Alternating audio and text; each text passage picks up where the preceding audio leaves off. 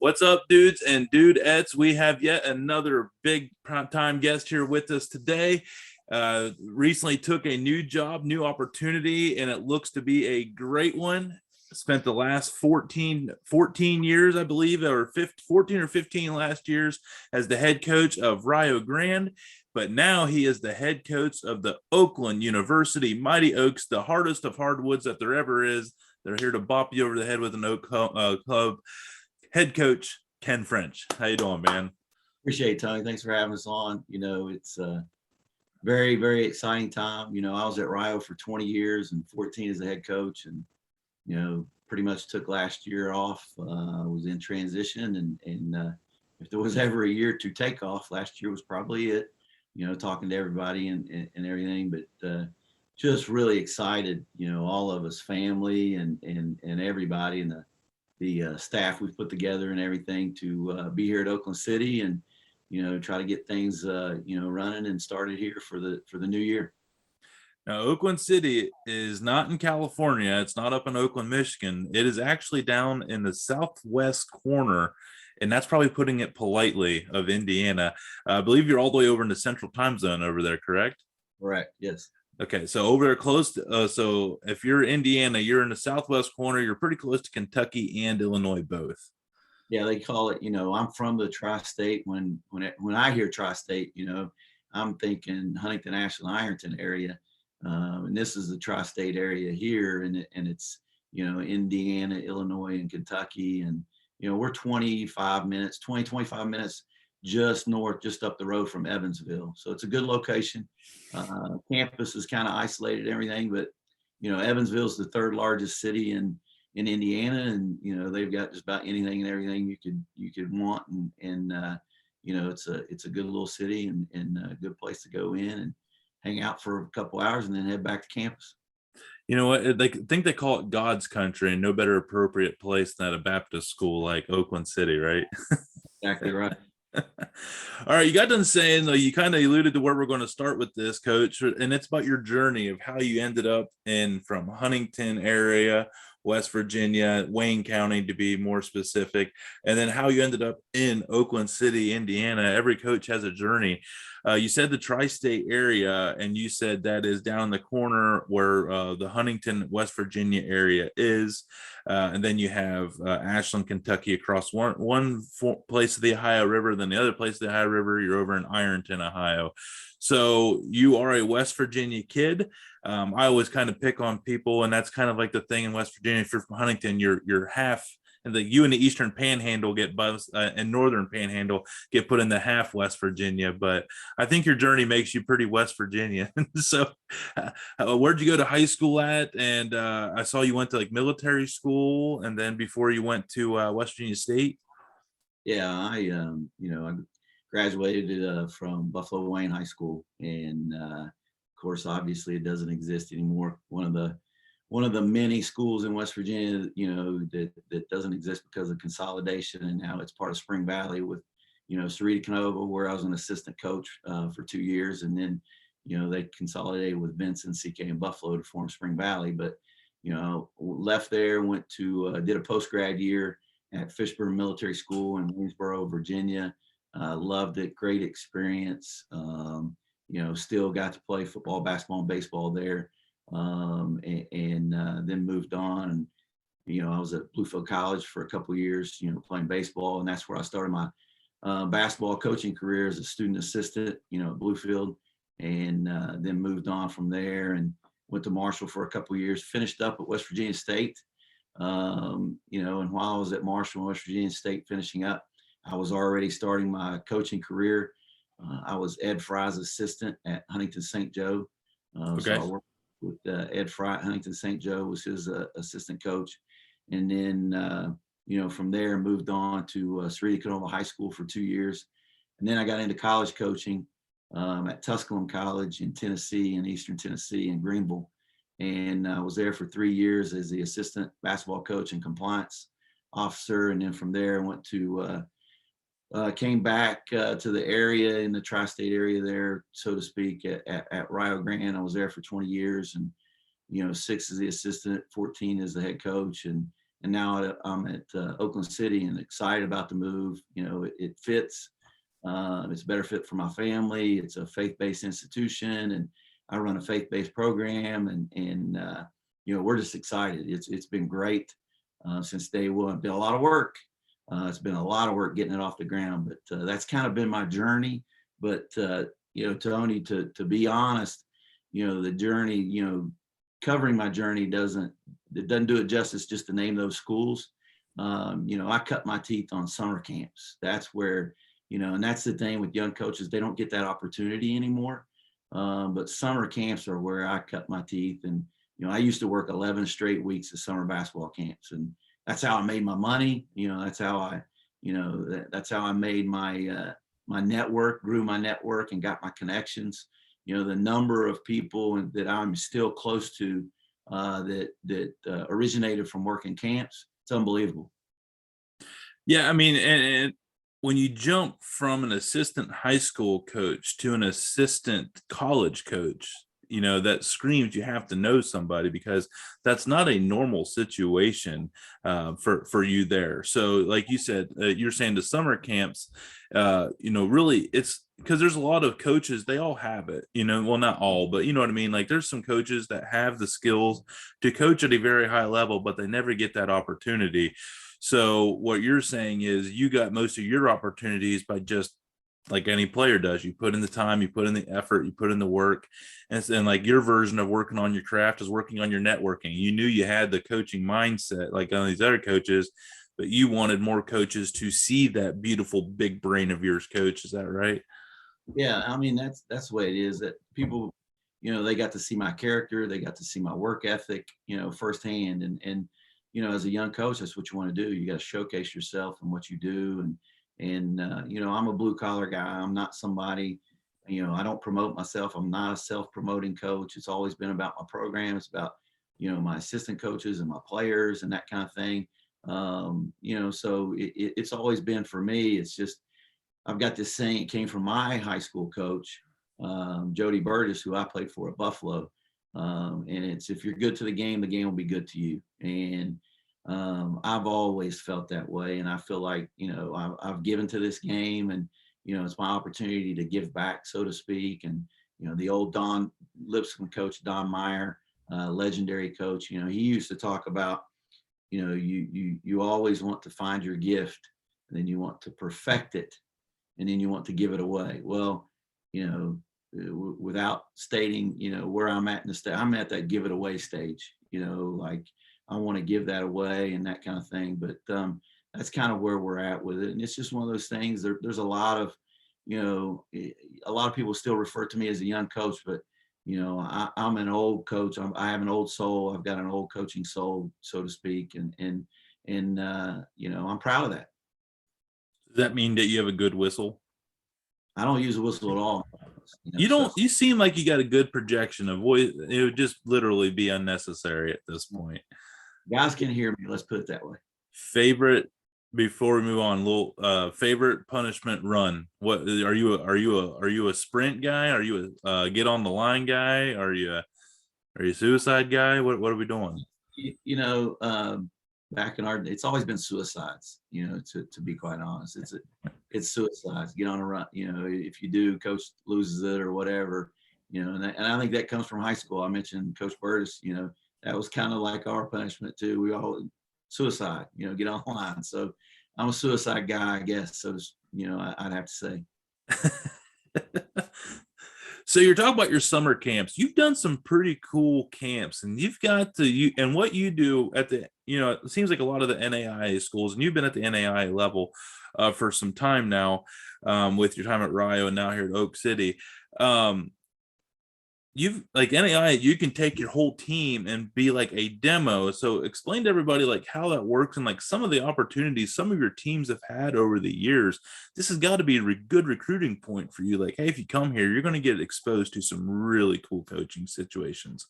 It is, and there's a lot of positives to working the clinics. It used to be the Nike championship clinics, and Ed Janka ran them. In the 14 years I was head coach, we were always associated with the Nike championship clinics. And then, Nike kind of went away from it when Ed Janka retired. He retired in, I think, 2018.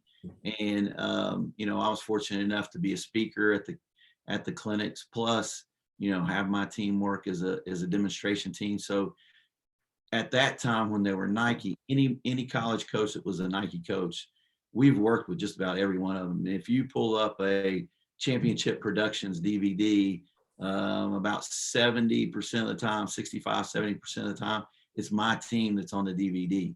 We're proud of that. They always gave us compliments that we were the best demonstration team that they had, but it's the experience that our guys get. They've worked with Bob Knight. I've had Bob Knight spend 10 or 15 minutes talking to my team exclusively, just with them when we work the clinic. And, those memories and those experience, that's what playing college basketball is all about, is having those experiences and things that you'll remember for the rest of your life. And, it's a who's who of who we have had the opportunity to work with. Now it's changed a little bit because it's Championship Productions. So now, instead of just getting Nike coaches, they're able to get coaches across the college basketball platform. Doesn't matter if they're Under Armour, Adidas, Nike, and Tom McDonald runs them now. And Tom's done a tremendous job. And, it's just carrying that on. And, championship clinics are, it's another one of those things, kind of old school, but they've been there. And there's a lot of coaches that, go to the clinics or watch the championship production DVDs, and, you can learn a lot. And again, for me, I feel like it's a way for my program to give back to the game, is working these clinics and being a part of it, and just the experience. And Tony, the other thing I'll share is a lot of times these coaches are teaching the same thing that we teach in our program. It just may be different terminology. So when that occurs, usually our players are like, oh, hey, we do that too. We just call it this, so they know what it is, and it kind of reinforces what we're doing. Right. You're doing what the big guys are doing. And, and then it kind of lets them know, like, hey, coach just ain't some West Virginia bumpkin out here. He knows a thing or five, he's got her back. So your first year, you took a year off. So the landscape's changed. We have this little thing called a pandemic going around the last year or so. So how has the recruiting been? And you inherited a team that was you inherited a team that was had a rough year last year, 5 wins, but you got some really cool, exciting stuff happening this year. What's it like been starting over from scratch, getting a new team, taking over a program that's got nowhere but to go but up? It's really been an unbelievable 4 months since I got hired, and some of the things we were able to accomplish. We had lofty goals. Don't get me wrong, but well, expected, right? I mean, if you don't, what are you doing? Exactly. And when I got hired, one of the things they wanted to do, they've never had a JV program here, and I've got experience, having a program. Oh yeah, rather large and that kind of stuff. And they asked, even in the interview process, how many kids do you think you can get? Because they wanted 15 guys on varsity, bring in 10 more for JV, have 25 total. Well, at Rio, most of the time I had 40 plus guys. So, I'm like, 25 guys, like, that's it, 25 total. And they were like, yeah. And they were like, how many do you think you can get by the time school starts? I said, well, 25. And, long story short, start counting student assistants and a graduate assistant, we've got 41 guys in our program. And, the first thing that I did, was hire Jace Thompson. He's got former, head coaching experience in the league at NAIA level. He was an assistant coach with me. He's from Indiana. He's from Indianapolis.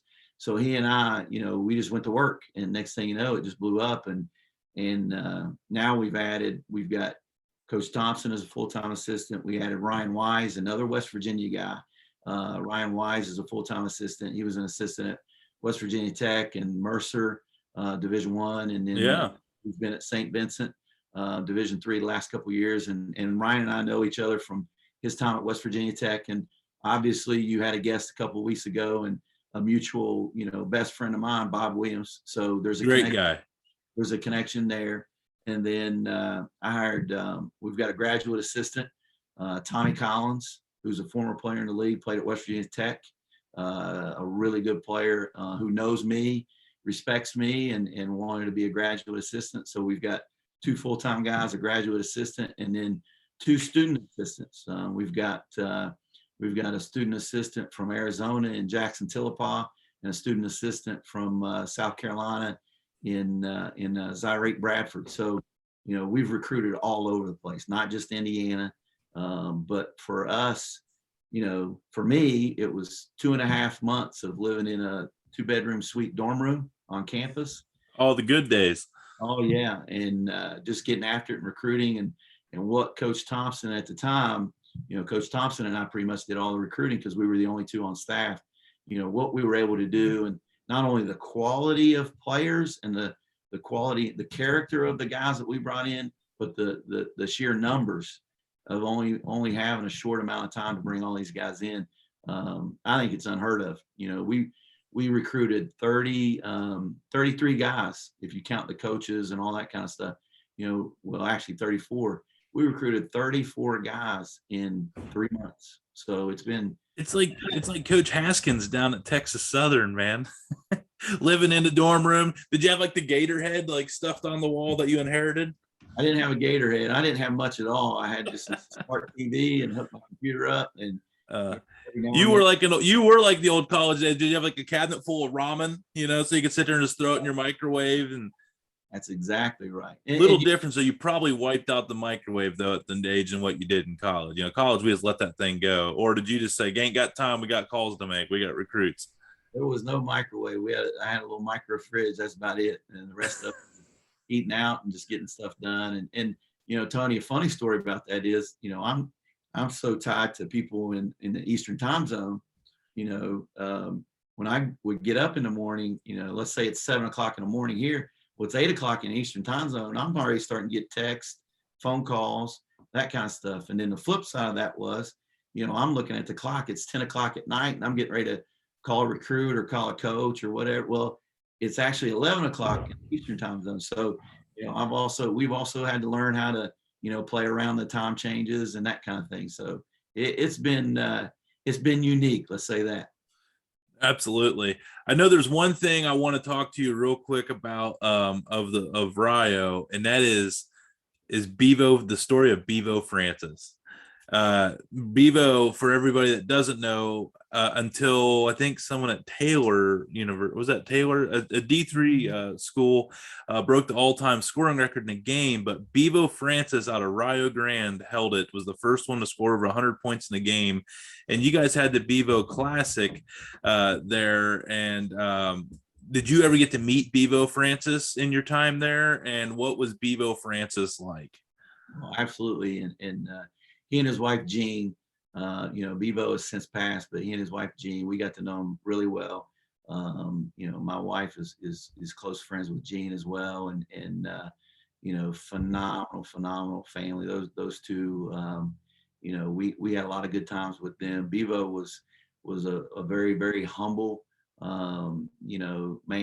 And he still lived in the same house that he bought with his Globetrotter money and that kind of thing. But, just the stories of that team, not just Bevo, that entire team, just unheard of. And they had to be a team for him to accomplish the things that he did. Score, college basketball's all-time leading scorer. He only played 2 years, and he scored over 3,000 points. And it wasn't just the 116 and 113 points in one game. It was it was just how they carried themselves, and then what they went on to do after they left Rio. A lot of them were educators and teachers and that kind of thing. So just a great experience, and a part of our experience at Rio, and a part of our life that we'll cherish forever. And actually, like, I just now kind of, as we're sitting here talking about this, it's kind of a cool story to share with your players. Like, listen, you're here at Oakland City, but look what this guy did at what was a college that was about to go out of business. And, they bought in, the whole team bought into it. They bought into the coach's vision, including Bevo bought into it. And next thing you know, they're playing, the Wake Forest. They're playing up at Madison Square Garden against Manhattan, which at that time was like a powerhouse. But like it goes to show your players, like, you don't have to be in the USC's, the Dukes, Kentucky's to make a name for yourself, to make your own story. So is that like something that you've kind of ever passed on? Is like, you don't have to be you don't have to be a big timer to make a big time impact. Oh yeah, absolutely. It's all about relationships. It's all about, how you interact with your teammates, your coaches, and people in your community. And that team exemplified that from the standpoint of what they were able to accomplish and overcome. Maybe they didn't have the best relationship with their administration on campus, especially that The second, background there, everybody, it was not a good relationship at all. especially the second year, and not playing any home games, and they were just making money for the school to stay open and that kind of thing. But the big times where you're at, it doesn't matter. I'm going to have the same philosophy here at Oakland City that had a Rio Grande, like from the standpoint of the big time is where you're at. I'm going to treat my guys like D1 guys, and we're going to do everything we can, whether it's doing the clinics or whatever it is, to get them the best gear and as much gear as we can, and let them have that swag and show. I want them to be proud. That's right. Swoosh life, and I want them to be proud of being a basketball player at Oakland City, and the program and the product that we put out, and the character of guys we have, and that's one thing that you can take away from those guys. And the college game has changed so much, and you think about what they did back in the early 50s, breaking the scoring titles and doing all that kind of thing. But now to do anything like that would be unheard of, just because of social media and the way everything is publicized this day and age, and everything. But you can make a name for yourself wherever you're at, and it's the impact that you have on others and how you make them feel and that kind of thing. I tell you what, man, the gear at Oakland City is next level with that dark blue and Columbia powder blue there. I mean, I'm sorry, not Columbia. That is Oak City blue. Yeah, that we're rebranding the color right now. So yeah, like it's. Can we agree though that everyone thinks there's a massive drop off from D1 to NAIA? I've always said it's the difference between about 6 inches and your 4 and 5 guys, but the guard play is pretty much, you got a lot of D1 talent, I'm sure, right there. But NAIA and like NCAA 2 and 3, they seem to get what they call the tweeners, like the very skilled 6'4", 6'5", 6'6", 4 or 5 guys, but they have just as good as footwork, if not better footwork than some D1 guys. They just sometimes don't necessarily have those extra 25 pounds and 4 inches. Is that about correct in assuming that? Absolutely. We're fortunate enough. I've got a win against a Division I team. We beat Campbell back in 2012, and to be quite honest, best player on the floor was D.D. Joyner, a guard for us, and he had 26 that night. Nobody could guard him, and we've had a couple other opportunities where we were close in some Division I games and that kind of thing. But NAI is loaded. We call them bounce backs. They're loaded with bounce back guys or tweeners, like what you're talking about. And one of the biggest differences, if you watch an NCAA, not all of them, I don't want to paint them with all the same brush, but it's a lot of high ball screen, just go play. And they use their athleticism. The athleticism is better at the Division I level, without question, but they're bigger, faster, stronger. But skill wise, sometimes at the lower levels, you look at an NAI D2 or D3 game, and even JUCO, and stuff. Sometimes there's 4 or 5 shooters on the floor. Sometimes in a D1 game, you can combine the two teams. There's not 4 shooters. All shooters. I mean legitimate knockdown. If the guy's open, he's going to knock the shot down shooters. There's a lot of times in NAI, all 5 guys can shoot to 3, and you really have to defend from the outside in sometimes. You notice this watching games sometimes. Division I, there's guys that you don't even have to guard on the perimeter. It's just a different game, totally different game. If you watch the lower levels, and I don't want to call them lower levels, but people, that's how they refer to them. But if you watch them, style of play is a little bit different because they'll run an offense where the ball gets reversed 2 or 3 times, and they don't play single-sided. The ball doesn't go to one side, ball screen go. The ball will get reversed. There's more screens, there's more action, ball reversals, and that kind of thing. They do a better job attacking closeouts at times, and it's just different. It's just like the NBA game's different than the international game. Division I game is a little bit different than small college basketball. Yeah. So people at Oakland City this year, the Ken French, he's the new guy in town. What style of play? What's your identity on? Are you going to run teams out of the court? Or are you going to run an open offense? Are you going to spread things out? A lot of ball movement, a lot of screens. Are you going to do a zone? Are you going to do a press? So what are we doing, Coach? What's your identity going to be at Oakland City? Well, first and foremost, I don't know if I can answer that question, because it's September 2nd. To be honest, I don't know if I can answer that question. Oh, the old classic deferral. I don't want to give any notes out because I don't know my team yet. It's only been a week line. Okay, I got it. We're working on tying our shoes now. We're working on the loop swoop. Oh, geez. Is your name Greg Zimmerman by chance? I mean, this is identical to conversations I've had with the AB great. And it sounds like Jeff Williamson out at Garden City right now. We're all connected. My team, we're going to defend. That's first and foremost. We are going to be a defensive-minded team, to start off. We've got some athletes in here that we feel like can defend whatever system we put in. And we're growing every day. We're building relationships. We're trying to figure out where we're going to be. There's a lot of teaching going on, because we're behind everybody else. We didn't have the summer with these guys, like everybody else. Most NAIs, get to play some during the summer and that kind of thing. We didn't have the opportunity to do that. But, to answer your question in a general way, if somebody comes to watch us play, they're going to see a team of high character. They're going to see a team of high energy. We're going to communicate as well. We're better than anybody in our league just because of how we emphasize that. And we're going to have fun playing the game, and we're going to try to do things the right way. And it's just a process. We're building a culture, and everybody can put up slogans and stuff on the wall like we got and all that kind of stuff. That's not your culture. Your culture is how you interact with people and how you do things every day. And we're in the infancy stages of doing that right now. So, we're excited. We're building something. But we've got some guys here that we feel like are very, very capable of, showcasing what we're going to be about. And we're excited about that. Coach French officially says slogans are for sissies. You heard it here first. So, well, Coach, you got a JV team. I mean, it's a shame that you filled it out because, I can take a charge. I can do a little busted jump shot, but it's kind of wet though. I can make it rain when I get hot, free throw shooter. I got 5 to give. When I guard, I always come straight down with both. I could have been a great asset for you on the floor. No open lay, no free layups. I got 5 to give, and I don't like to take them with me.